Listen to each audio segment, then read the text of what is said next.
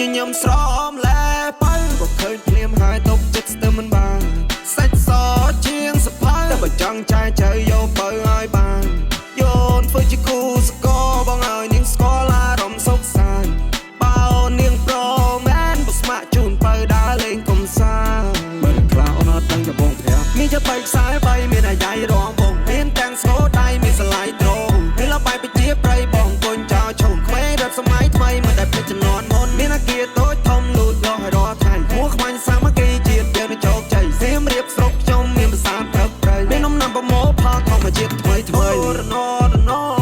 យុគនេះប្រសុំកំដងសាទដូចទេណកៅភ្នែកមុខមាត់ល្អ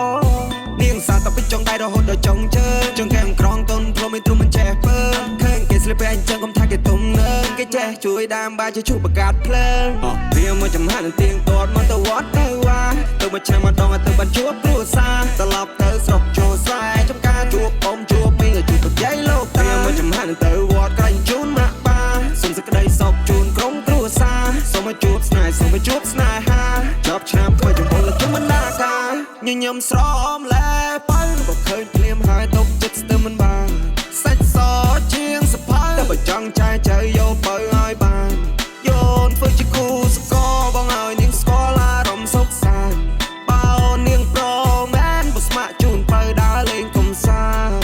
25ខែក្រុងប៉ុណ្ណឹងបស៊ីដើរលេងមិនឲ្យអូនចំណាយលុយមាន power bank ទៅឲ្យអូនដើរទៅបើឲ្យធ្វើក៏អីត្រៀមទៅឲ្យអូនអង្គុយមើលរបាំចាំស្នេហ៍ល្ខោនខោសារ៉ាក៏មានដែរអ៊ំទូកអ៊ំបោះសំពះប្រខែសាសនាវប្បធម៌យូរជាអ្នកមើលថៃ